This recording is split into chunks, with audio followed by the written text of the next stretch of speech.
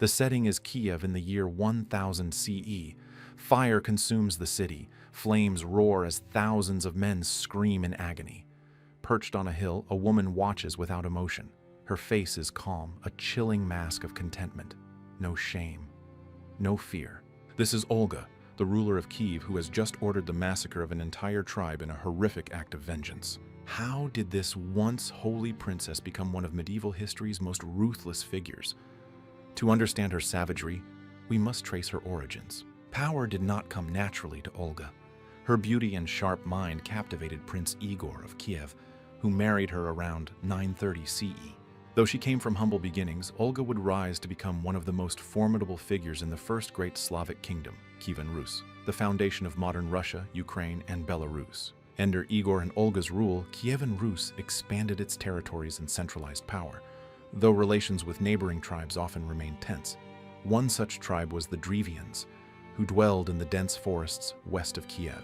For years, Kiev and the Drevians clashed over territory and taxes. In 945, Prince Igor, unsatisfied with the tribute they had paid, returned to demand more. This choice would ultimately determine his destiny. The Drevians had endured Igor's demands long enough. In a brutal act of defiance, they captured the prince and executed him cruelly, binding his legs to two bent young oak trees and tearing his body apart. This brutal execution conveyed a clear message. The Drevians would no longer submit to Kiev's authority. They left Olga a widow with her 3-year-old son, Sviatoslav. The Drevians saw no threat from a grieving woman and child.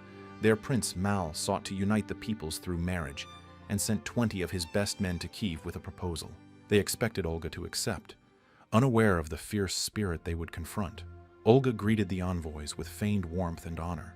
She arranged for her men to escort them on boats, impressing the Drevians with hospitality, while secretly leading them into a deadly trap. The night before, Olga's attendants had dug a deep pit in the palace courtyard. They dragged the envoys one by one and threw them inside. When Olga approached the edge of the pit, she coldly asked, "Do you find this honor pleasing?" Before they could answer, her servants began shoveling dirt onto the trapped men. Olga stood silently as their screams echoed through the courtyard. Her ruthless vengeance had only begun. The Drevians sent her a message, unaware of their envoy's fate. Olga replied that she would accept the marriage, but only if their noblest and bravest accompanied her back to Drevian lands.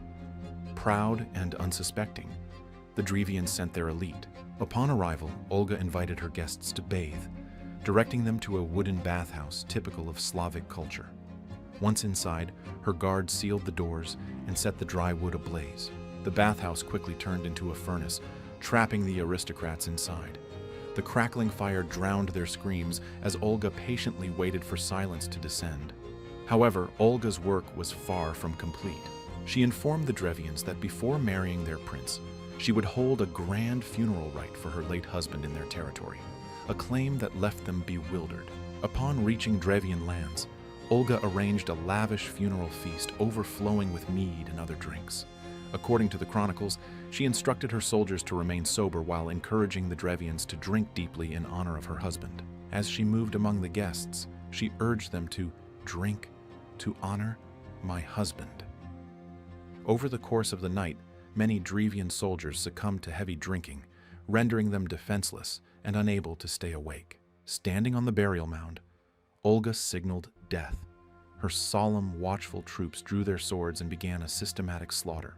That night, according to the chronicles, 5,000 Drevians were slain. In the cold moonlight, the once festive field became a mass grave, the mead stained with blood.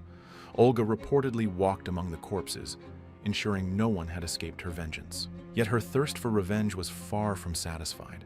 After returning to Kiev, Olga assembled a formidable army.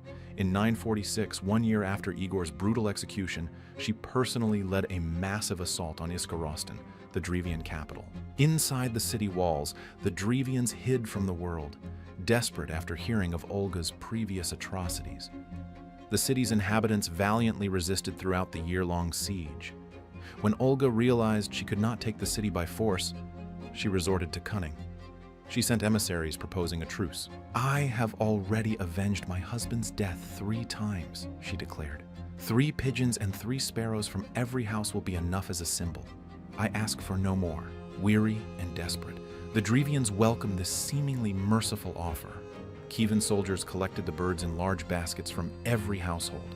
What followed stands as one of the most infamous and brilliant tactics of medieval warfare. Under Olga's supervision, each bird had its legs tied with small strips of cloth soaked in sulfur and flammable resin. As dusk fell, Olga gave the command to ignite the fuses and release the birds. The fate of the city hung on these birds. Driven by instinct, they returned swiftly to their nests, scattered throughout thatched roofs, hay barns, and wooden buildings across Iskorostan. Within minutes, hundreds of small fires ignited simultaneously throughout the city. The defenders, unprepared for such an attack, could not contain the spreading flames. The fire spread rapidly, transforming Iskorostan into a roaring inferno. Desperate residents fled burning streets, trying to save their loved ones and valuables. Olga's soldiers waited at gates and breaches, ready to capture anyone escaping the flames. We had to take all necessary measures, leaving no one untouched. The chronicles grimly recount. Thousands perished as buildings collapsed or were consumed by fire. Others died while fleeing. Not out of mercy, but to prevent worse fates, Olga spared some aristocrats and soldiers alive, only to enslave and scatter them among her allies as trophies of war. Olga reduced the city to smoldering ruins, the stench of charred flesh lingering for weeks. The once proud Drevlian tribe never recovered. Kiev annexed their lands and imposed heavy taxes on the surviving settlements. At last, Olga had her vengeance. 4 waves of brutal retribution had stained the land with blood for her husband's death. The chronicles say she returned to Kiev victorious, gazing grimly on the burning remains of Iskorostan. Her son, Sviatoslav, about 5 years old at the time, learned a harsh lesson from witnessing his mother's brutality, a lesson that would shape his own fierce rule. But the most surprising chapter followed. Because of her terrible vengeance campaign, Olga traveled to Constantinople, the mighty Byzantine Empire's capital, a few years later, in 955. There, she was baptized into the Orthodox Christian faith. The Byzantines placed great political importance on the conversion of Kiev's ruler. Emperor Constantine VII himself acted as her baptismal godfather, underscoring its significance. Her conversion was hailed as a triumph of Christianity over Slavic paganism by the same Byzantine chroniclers who recorded her savage deeds against the Drevlian people with horror. The woman who had ordered the slaughter of thousands, who had burned a city with its inhabitants, including children, now embraced the Christian faith and accepted baptism. When Olga returned to Kiev, she had changed, at least in matters of faith. She spent the rest of her life trying to convert her son Sviatoslav and her people, promoting Christianity through church building, inviting missionaries, and other efforts. Curiously, the son Olga had raised to avenge his father's death, Sviatoslav, remained staunchly pagan, unmoved by his mother's newfound Christian faith. It would be her grandson, Vladimir, who in 988 would formally convert all of Kievan Rus to Christianity, forever changing the spiritual landscape of Eastern Europe. Olga's reputation underwent a profound transformation after her death in 969. In their haste to craft a Christian legacy for the ruling dynasty, chroniclers began to minimize her past atrocities and magnify her piety. The once ruthless avenger was recast as an enlightened teacher and devoted saint. Centuries later, the Orthodox Church canonized her as saint. Olga, the patron saint of converts and widows, enshrining a legacy filled with deep contradictions. On one hand, Olga was a formidable ruler in a male-dominated world who strengthened Kiev's power and laid the foundation for Christianity's spread across Russia, an event that would shape politics and culture for centuries. On the other hand, her campaign of vengeance against the Drevlians stands as one of the most savage reprisals of medieval times, even by the brutal standards of her violent era. Today, monuments honoring Saint Olga can be found throughout modern Kiev. Despite the cruelty that marked her reign, these imposing sculptures portray her as a wise and dignified queen. Similarly, in Eastern Orthodox churches, golden icons depict Olga as a holy saint, haloed and holding a cross.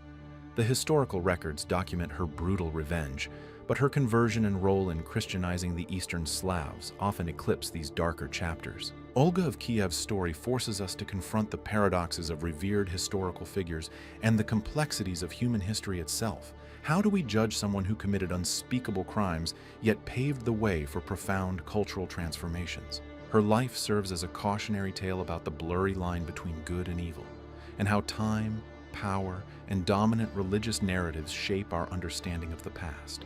The ruthless queen who burned hundreds alive is now honored as a saint. More than her savagery or sanctification, what truly unsettles is how history can elevate even the most horrific deeds into mere footnotes in the grand saga of power. Olga of Kiev's vengeance reminds us of the atrocities humanity can commit when driven by rage and absolute authority. If you found this story fascinating, please subscribe and click the bell to discover more powerful and thought-provoking tales from history.